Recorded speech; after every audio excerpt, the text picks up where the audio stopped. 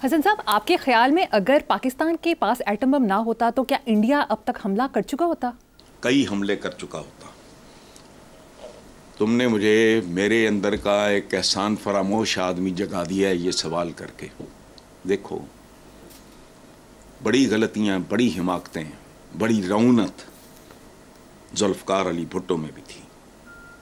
फरिश्ता कोई नहीं है यहाँ, लेकिन आज दिन है उस आदमी को खराज तहसीन पेश करने का। वो इतना विजनरी था कि हमारा अददी रकबा ये वो सारा, तो ये तो फिर बैलेंस इसी तरह होगा। सो जुल्फ़कार अली भुट्टो शहीद, आपको सलाम। दूसरा, मरहूम अब्दुल कदीर खान, उनसे कोई गलती बाद में हुई होगी मैं नहीं जानता, लेकिन पाकिस्तान की हद तक उन्होंने मुझे एक बार बताया था।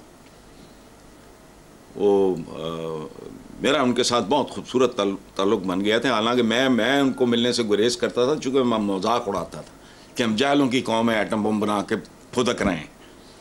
चूँकि फुदकना उन्हें चाहिए जिन्होंने ईजाद किया है, हमने तो एक नकल मारी है।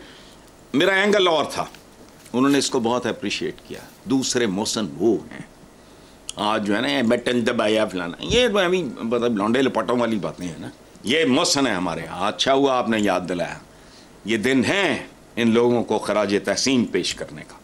ये हीरोज़ हैं हमारे। चलें।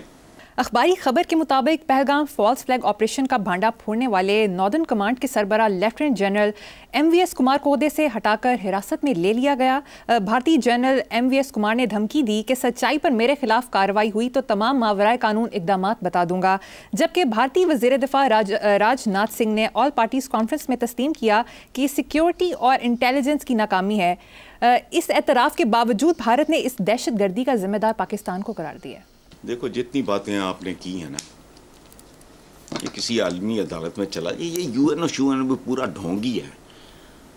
अब पहली बात तो ये है कि वो कितनी अजीम माँ होगी जिसने जनरल VS कुमार जैसे इंसान को जन्म दिया। आपने वजह नहीं बताई कि ओहदे से हटा के हिरासत में ले लिया गया। क्यों? ही रिफ्यूज्ड कि मैं इस गंदगी और गुनाह में शामिल नहीं हो सकता। सलाम है उस माँ को जिसने ऐसे सपूत को जन्म दिया, ऐसे बाज़मीर आदमी को जन्म दिया। एमी ले लिया लेफ्टिनेंट जनरल को हिरासत में। उनके लिए वो अजीब होगा, लेकिन उसके लिए अजीब नहीं होगा। वो इंसानों के कत्लेआम में शामिल नहीं होना उसको पता होगा। मुझसे, आपसे, या शायद हमारी अपनी हुकूमत से बेहतर उसको पता होगा कि ये बकवास कर रहे हैं। और उनकी VS कुमार साहब की जो आखिरी जो जुमला आपने बताया है कि मेरे खिलाफ कार्रवाई हुई तो तमाम मावराए कानून इक़दामात बता दूंगा, व्हाट डज दैट इंडिकेट? ऐसे कौमों में वाकई खाल खाल पैदा होते हैं। ये सही लाल जनामान है, काबिल फ़ख्र इंसान। मेरे दिल में इनके लिए, मैं इनके लिए दुआ करूंगा। मेरे दिल में इनके लिए बहुत ज़्यादा ताज़ीम है, और खुदा की कसम उसकी वजह हरगिज़ ये नहीं है कि हिंदुस्तान और वो जंग के धाने पे हैं, फलाना एटम खाना, वो चलता रहा सारी ज़िंदगी। क्या किताबें पढ़ते गुजर गई? बनी ना इंसान की सारी ज़िंदगी जंगों से भरपूर है। एक जंग रुकती है तो दूसरे की तैयारी में वक्त सर्फ होता है बाकी, इसलिए वो कोई बात नहीं। लेकिन खूबसूरत आदमी। अच्छा, ये क्या होता है? मोहम्मद अली क्ले, आप वो तो बच्चे हो गए उस वक्त, या पता नहीं थे भी कि नहीं।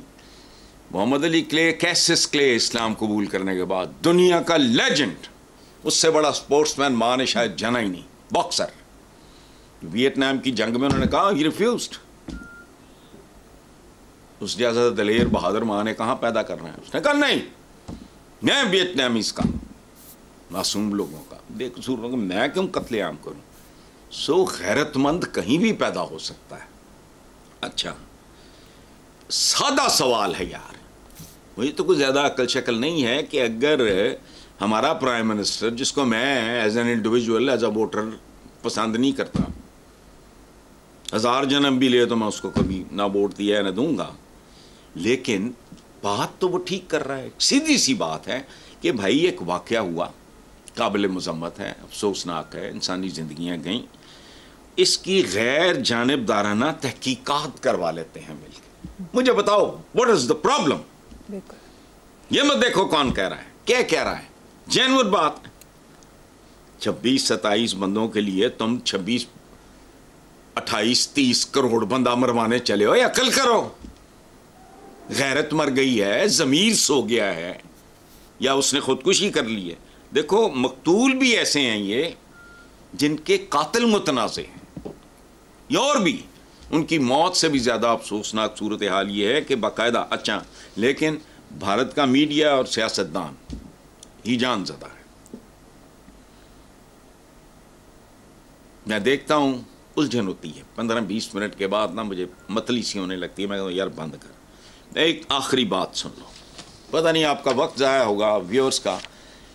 मेरे एक भाई थे फूफीजाद, बहुत प्यार था उनसे। उन्होंने दुनिया में कोई मुल्क छोड़ा नहीं जो कई बार नहीं देखा। पूरा नाम था मिसबाहुल हक जावेद। मेरा अपना असली नाम इसरारुल हक है, वालिद का नाम मियाँ निसारुल हक, हमारे सारे ख़ानदान में नाम इसी तरह। ये मेरा पेन नेम था जो बस चिपक गया अल्हम्दुलिल्लाह। वो एक बार बॉम्बे से आए तो मुझे बात बताते हो खुदा की कसम वो बंदा रो पड़ा। बड़ा पाकबाज आदमी था, सवाए सिगरेट के और कोई ऐप नहीं, बड़े बड़े डॉक्टरेट किया हुआ केमिस्ट्री में, ये वो, बहुत आलम फाजल। बात करते हुए रो पड़े वो। तो मैंने कहा भाई, लोग कहते हैं आवाज़ उनकी ना साथ ना दे, तो कहते हैं कि मैं, वो चूँकि अजीब तरह का मुसाफिर था, अजीब तरह का सयाह था। वो साल के 2 महीने इसी काम पे लगाता था हर साल। तो मुझे कहते हैं कि मैं बॉम्बे रात को सड़कों पे निकला कि मैं रात का बॉम्बे देखना चाहिए। वो साइबेरिया गए एक बार गर्मियों में, फिर अगले साल चले गए, यार यहाँ तो सर्दियों में आना चाहिए। और मैंने कहा क्या फ़र्क है, लेकिन he was the crack pot.